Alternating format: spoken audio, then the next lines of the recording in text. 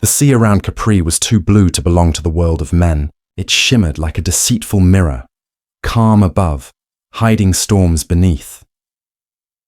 By the time Emperor Tiberius retreated there in the final decade of his life, he was no longer a man of flesh and conscience. He was a relic carved out of fear, half god, half prisoner of his own appetites. The empire called him divine. Yet on that isolated rock rising from the Tyrrhenian Sea, his divinity began to rot. From the cliffs, the view stretched endlessly, the coast of Naples faint in the distance, Rome a memory beyond the horizon. But to those who served him, the island was not a paradise. It was a prison built from marble and silence. Its gardens smelled of roses by day and blood by night. Servants whispered of the Grotto of Goatlings, a hidden chamber beneath the imperial villa where the emperor conducted his private training rituals. No one left it unchanged. There, his concubines, young women and boys taken from noble houses, slaves or conquered lands went bound, were commanded to perform acts that blurred the line between obedience and survival.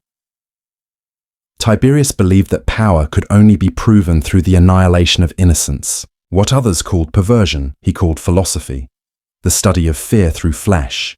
He told his attendants, a ruler must know how deep a soul will crawl when stripped of light. The people of Rome did not see their emperor's face for years. They only saw the ships that left the harbour of Misenum, vessels heavy with silks, wine, and trembling courtiers, bound for the emperor's paradise of horrors. Each voyage carried rumours, of feasts where laughter turned to screams, of statues that moved, of bodies vanishing into the sea at dawn. When one senator dared to question the emperor's retreat, Tiberius replied coldly through a letter, I have given Rome everything it deserves. Now it must live with what it has become. Even his letters seemed to smell of salt and decay. The Roman historians, Tacitus, Suetonius, and Cassius Dio, would later record the whispers that reached the capital.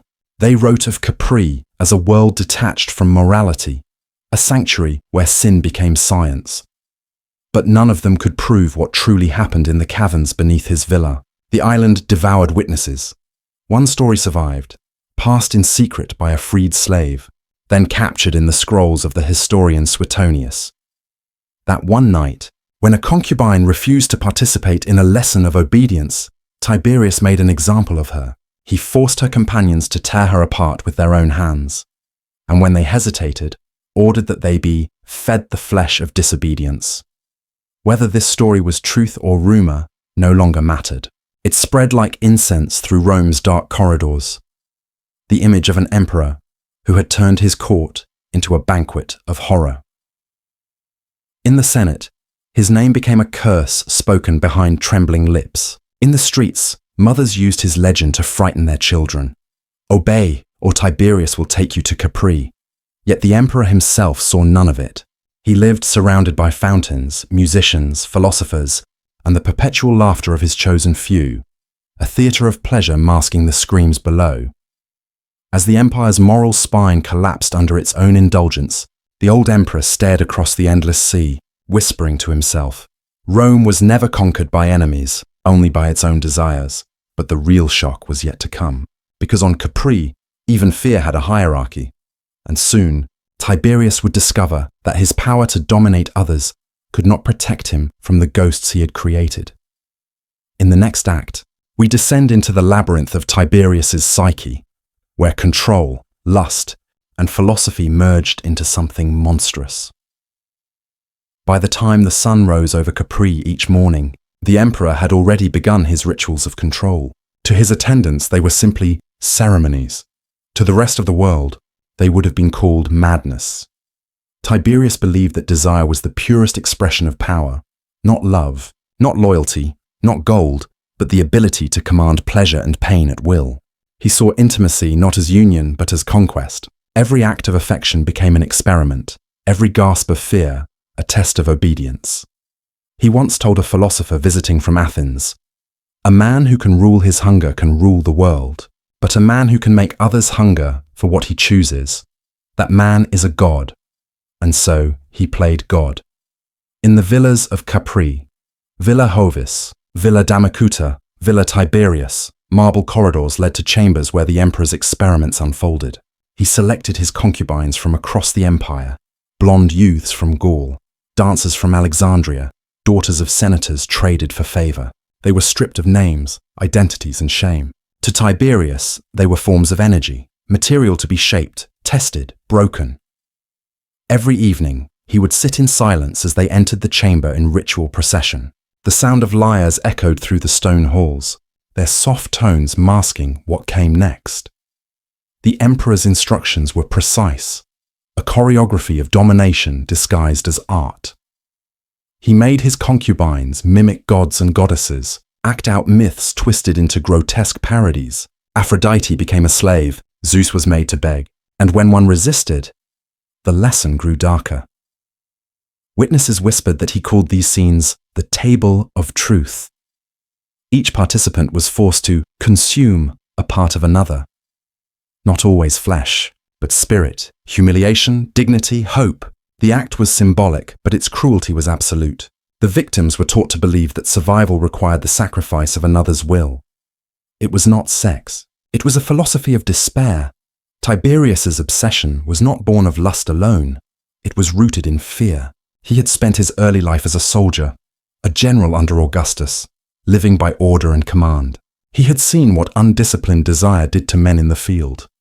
How lust, greed, and envy destroyed armies faster than swords.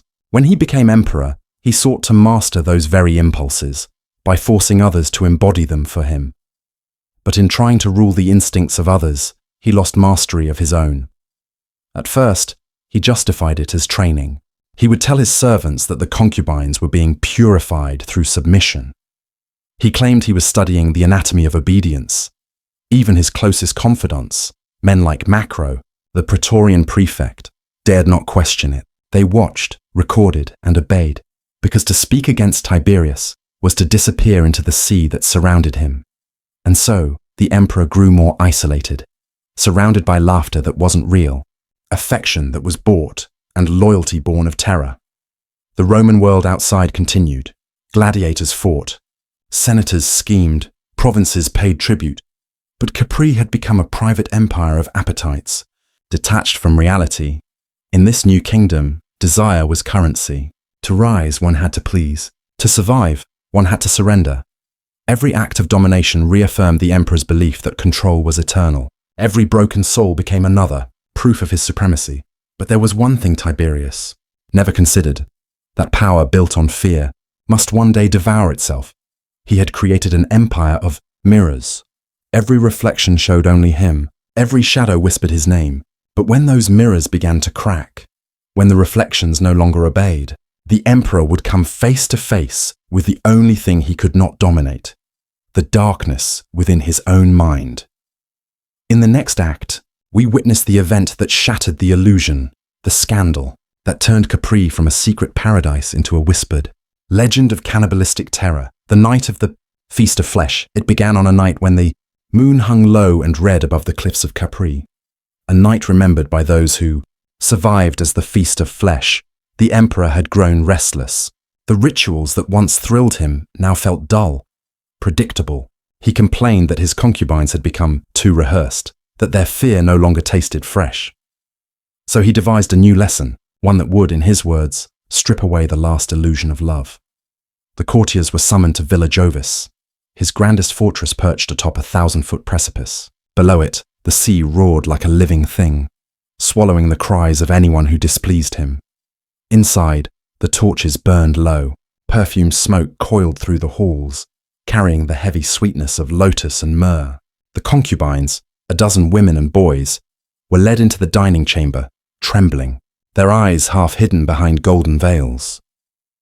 Tiberius sat reclined upon a couch of ivory, wearing a robe the color of old blood. His face was calm, almost gentle. To his right stood Macro, silent, his armor gleaming in the firelight. To his left, the court philosophers, men too afraid to speak, watched as the emperor began to speak of nature, obedience and the food of the gods. All creatures, he said, must learn to consume one another. Even love is a form of hunger. Tonight you will become divine. You will taste what the gods taste. The courtiers laughed nervously. The musicians played. and the emperor gave the signal. The ritual began as a performance. The concubines were made to act as deities. Venus, Mars. Tiberius smiled. They refused to obey, he said softly. Now their obedience feeds your strength. Eat, or join them. One by one, his concubines were forced to their knees. Some fainted, others screamed prayers to gods that had long since abandoned Capri. The emperor watched in silence, his eyes calm, his pulse steady. The philosophers recorded nothing. The senators looked away, and Macro, the one man who might have stopped it, kept his gaze fixed on the wall. Because on Capri, mercy was treason. By dawn, the laughter had returned. The emperor called it a success. He told his attendants that the ritual had revealed the truth about mankind, that fear could turn even love into hunger. In Rome, when the rumors escaped, they did so as whispers. The emperor has become a god of the underworld. Suetonius would later write that Tiberius indulged in acts unspeakable, blending cruelty with philosophy. Tacitus called it a corruption born from isolation. But even they, the chroniclers of sin, dared not write what the witnesses saw that night. The next morning, the waves below Villa Jovis carried away 3 bodies, concubines who could not bear the shame of survival. The sea turned briefly red before swallowing the evidence, and in his chamber above, Tiberius composed a note to himself. To rule the body of the world, one must first destroy the soul within it. From that night onward, Capri was no longer a retreat. It was a kingdom of silence. The courtiers who served there aged quickly. The laughter that once filled the halls grew brittle and hollow. But the emperor remained unchanged, his power unchallenged, his appetite endless. In the next act, the shadows extend beyond the villa.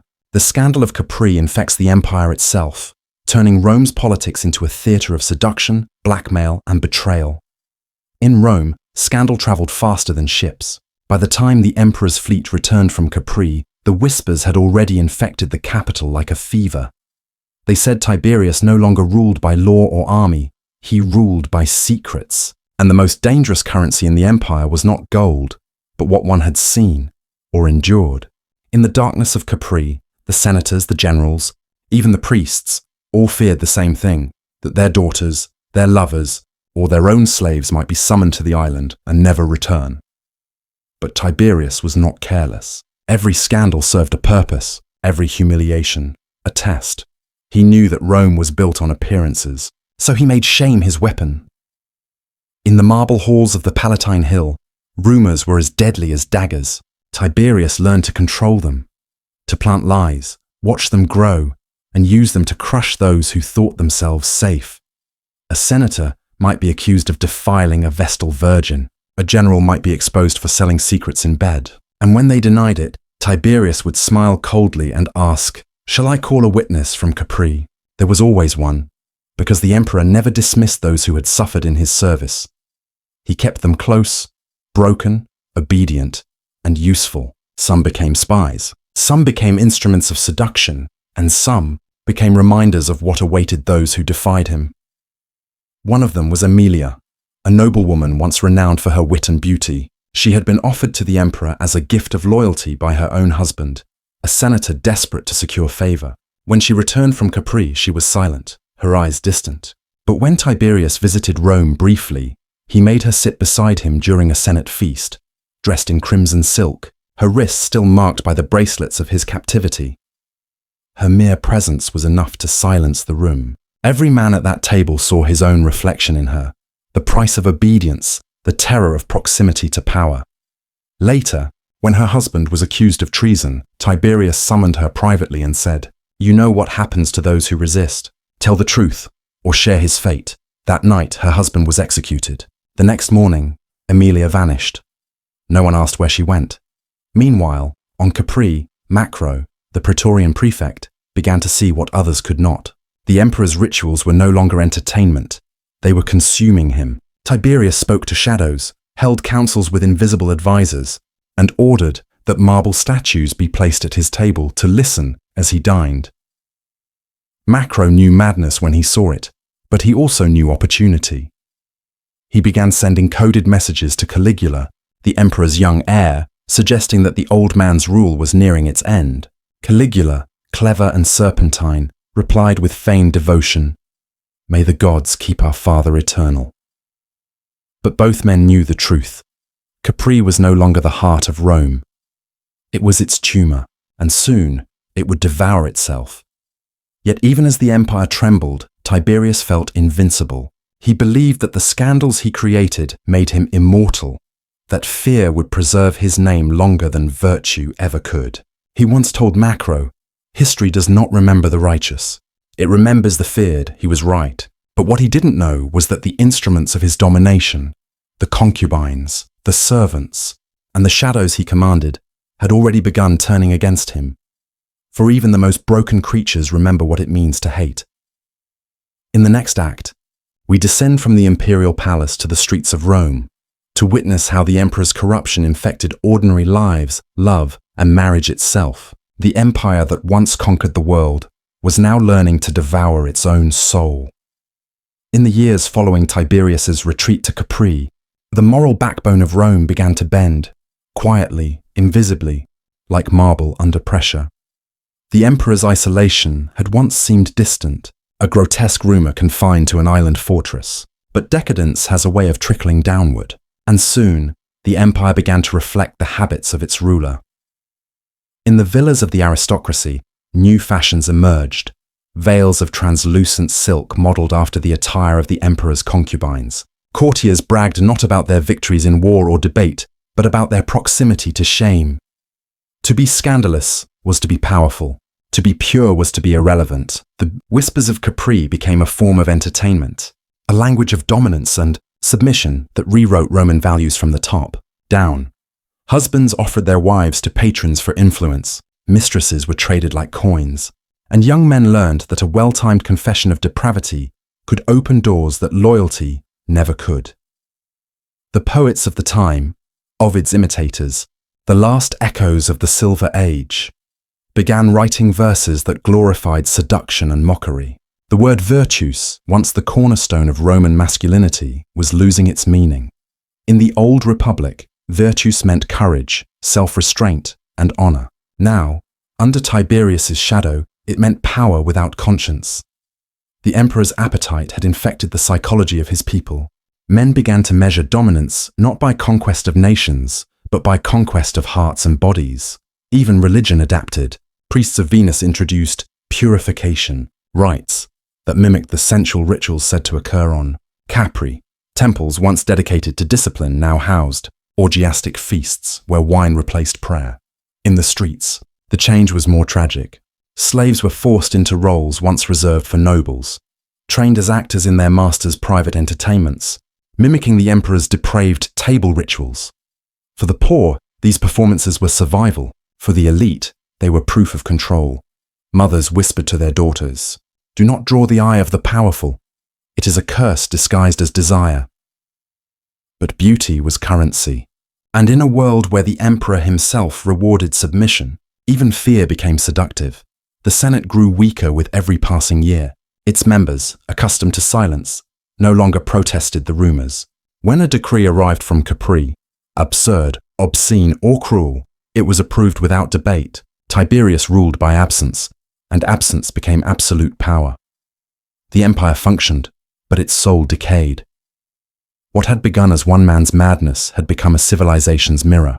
Every level of Roman life, from the temple to the tavern, learned the same lesson. Morality bends when watched by power, yet not all submitted. Among the philosophers of the Stoic school, quiet resistance stirred. Men like Seneca and Thrasyllus began to write carefully coded essays about the dangers of indulgence and tyranny of the flesh. They warned that when rulers become gods of desire, nations become their altars. But their words were whispers against a storm. The empire no longer listened to philosophy, it listened to fear.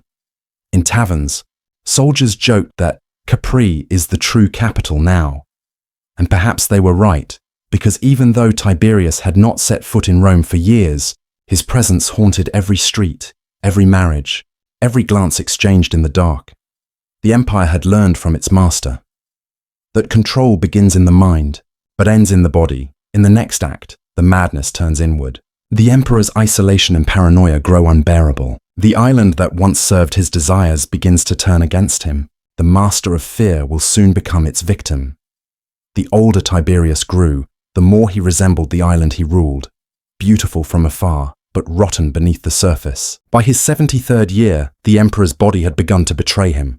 His hair thinned, his skin sagged like parchment, and his voice, once sharp enough to silence armies, trembled with exhaustion. But his mind? It remained alert, suspicious, and cruel. He no longer trusted his physicians, believing they mixed poison in his wine. He accused the cooks of conspiring with the gods. Even the musicians who played during his meals were forced to perform naked, so they could not hide blades.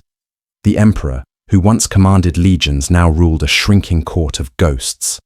Slaves, spies, and trembling attendants who dared not breathe without permission.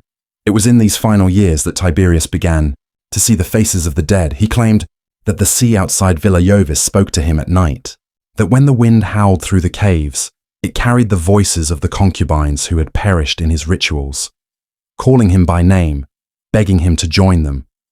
At first, he laughed. He told Macro that even the waves serve Rome. But the laughter didn't last. He started waking in terror, drenched in sweat, screaming at shadows. He saw Emilia, the senator's wife, standing at the foot of his bed, her face half-eaten, whispering the same words. "You are what you made us." Servants found him wandering the halls at night, muttering to invisible judges, accusing the statues of betrayal. The emperor, who once demanded obedience from flesh, now feared the silence of stone. Macro, ever patient, began to play both sides. He reported to the Senate that Tiberius was touched by divine visions, while secretly aligning himself with Caligula, who was waiting in Rome for the inevitable. Caligula's letters to Capri dripped with flattery. "Father Tiberius, the gods bless your eternal wisdom." But between the lines, they were daggers, promises of what was coming. The courtiers on Capri sensed the shift. The laughter grew louder, the loyalty thinner. The emperor's once proud servants began stealing from his stores of gold, selling secrets to Roman agents, even sabotaging his rituals. One night, the fountain in his courtyard was found running red. A prank, or perhaps a warning. No one ever confessed. Tiberius grew more paranoid. He ordered the execution of his astrologer, his physician, and 3 guards. Their bodies were thrown into the sea, but with each death, the whispers only grew louder. Then came the night of the storm. Lightning tore across the sky as waves slammed against the cliffs. The emperor sat alone in his chamber, staring into the darkness. He had forbidden music, torches, even food. Only the sound of thunder kept him company. He began speaking aloud, not to his guards, but to himself. "They think I am mortal," he said, "but I have eaten of their fear. I am the sum of all their sins." Outside, the storm raged. Inside, the emperor whispered to ghosts. By morning, the storm had passed, but Tiberius did not rise from his couch. His servants, terrified, waited for hours before approaching him. When they finally did, they found him half-conscious, pale, his breath shallow. Macro entered the chamber. He placed his hand on the emperor's chest, still moving faintly. Then, according to later rumor, he pressed the pillow down. The emperor's final sound was not a cry, but a sigh, as if relieved to be leaving the body he had long since corrupted. When word reached Rome, Caligula declared him a god, but the people laughed, for what kind of god must be smothered to die? And on Capri, the sea was calm again, as if it had finally claimed what it was owed. In the next act, the empire will reckon with what Tiberius left behind, a kingdom haunted by his sins and an heir molded in his image. The consequences of his taboo reign will echo through Roman history. When Emperor Tiberius died in 37 AD, Rome exhaled as though a mountain had lifted from its chest. But that relief was short-lived, because what he left behind was not peace, but infection. His death did not cleanse the empire. It freed his shadow. The years on Capri had not merely poisoned the emperor's soul. They had transformed the moral foundation of Rome itself. Every senator, every courtier, every slave who had served his rituals carried the memory of that terror back to the mainland. And those memories multiplied. The first symptom of the curse was Caligula. He arrived in Rome as the chosen heir, handsome, charming, and young. The people adored him. They called him the New Dawn after Tiberius's night. But in private, Caligula spoke differently. "My grandfather taught me that love is weakness," he told Macro. "He taught me how gods must rule, through fear disguised as affection." Within months, he began to imitate Tiberius in both manner and madness. He summoned former servants from Capri, asking them to describe the emperor's rituals. He laughed as they cried, taking notes as though preparing a performance. Then he ordered feasts of his own, where senators were humiliated for entertainment, where husbands were forced to watch their wives serve him, where the same ghosts that had haunted Capri began to walk again in Rome. The contagion spread beyond the palace. Rome's poets, once guardians of culture, now glorified excess. Artists carved marble figures, not of heroes, but of lovers entwined in impossible positions. Tributes to the emperor's depraved theology. Temples once dedicated to the gods became stages for vanity. Gold flowed where piety once stood. The empire's moral core, that ancient Roman, gravitas, was collapsing under the weight of its own indulgence, and at the center of it all stood Caligula, the living proof that evil can be inherited. Tiberius's reign had done something irreversible. It normalized fear. He had taught Rome that power was not about ruling men, but about owning their desires. Under him, sin had become spectacle. Under Caligula, it became law. Macro, the man who had ended Tiberius's life, discovered this too late. When he tried to advise the young emperor, Caligula smiled and said, "You killed the master, now serve the pupil." Months later, Macro was accused of treason. He was forced to take his own life. The cycle of cruelty continued. The victim became the executioner. The executioner became the next victim. Historians like Tacitus and Suetonius struggled to comprehend it. They described Tiberius as a man of great intellect, corrupted by solitude, but solitude alone cannot explain the contagion of depravity that followed. What had truly changed was Rome's definition of divinity. Before Tiberius, emperors were mortal men elevated to symbolic gods. After Tiberius, emperors began to believe their own divinity, to act not as guardians of Rome, but as appetites given form. The line between god and monster blurred forever. And yet, even in ruin, Tiberius achieved his wish. He was remembered. His name became a whisper in the corridors of future emperors. Nero studied him. Domitian copied him. Every tyrant who came after carried a fragment of Capri in his heart. That belief that pleasure could replace principle, and fear could outlast love. Tiberius had once written in his private scrolls, "Empires do not fall when they sin. They fall when they forget that they sinned." Rome had already begun. In the next and final act, we step beyond history, to reflect on how the empire's corruption mirrors our own age. The story of Tiberius does not end in the ruins of Capri. It lives on in every system that trades morality for control. The ruins of Capri still stand today, sunlit, peaceful, washed by the Mediterranean breeze. Tourists walk through Villa Jovis with cameras and sandals, unaware that every stone once listened to screams. Time has softened the edges of cruelty, but the air carries something that does not fade. The weight of memory. Tiberius is gone. His empire has turned to dust, and yet the shadow he cast stretches far beyond the marble cliffs of his island. Because what he built on Capri was more than a palace.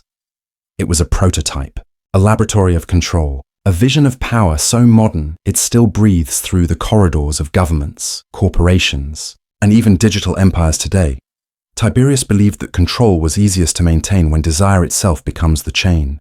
He understood that people could be ruled not only through fear of death, but through hunger, for pleasure, for approval, for survival. He replaced public virtue with private obsession, and in doing so, he invented something chillingly familiar, a society that mistakes indulgence for freedom. Look around our own age. The spectacles have changed. The arenas are no longer marble, but digital. Yet the rituals remain. People perform obedience for applause. Truth is bent for desire. Power is measured not by justice, but by how many others can be made to submit. Quietly, willingly, beautifully. Tiberius would have understood this world perfectly. He would have admired its elegance. The way control now requires no chains, no blood, only attention. But perhaps the most terrifying legacy of Tiberius is not what he did. It's what we are willing to excuse. History remembers him as a tyrant, yet he died in bed. Worshipped by the Senate, deified by decree, the same empire that he corrupted immortalized him, and in doing so, it confessed its deepest truth. Rome did not hate its monsters, it needed them. Every generation since has done the same. We condemn cruelty, but secretly admire the strength it takes to wield it. We shudder at tyrants, yet study them for their leadership. We build societies of laws, but celebrate those who break them with charisma and cunning. In that sense, the empire never truly fell, it simply changed its language. What Tiberius began on Capri, the turning of intimacy into obedience, the worship of spectacle, the rule of appetite over conscience, became the blueprint for all corrupted civilizations that followed. It is why we fear transparency, yet crave it, why we idolize power even as it disgusts us, why we look at ruins and call them beautiful, forgetting that they were built by the broken. And yet, in this darkness, there is one light left: remembrance. To remember Tiberius truthfully is to strip away his divine mask and see the frightened man beneath it. A soul who mistook domination for immortality, and in doing so, devoured himself. Perhaps that is the real lesson of Capri, that power without empathy becomes its own form of cannibalism. Every empire, ancient or modern, begins to die the moment it learns to feed on its own people. So when you stand on those cliffs, and the sea wind brushes your face, ask yourself, if history were watching us now, would it see the heirs of those who built Rome, or the descendants of the emperor who made his concubines eat each other? History before sleep. Because the monsters of the past never truly die, they just change their names.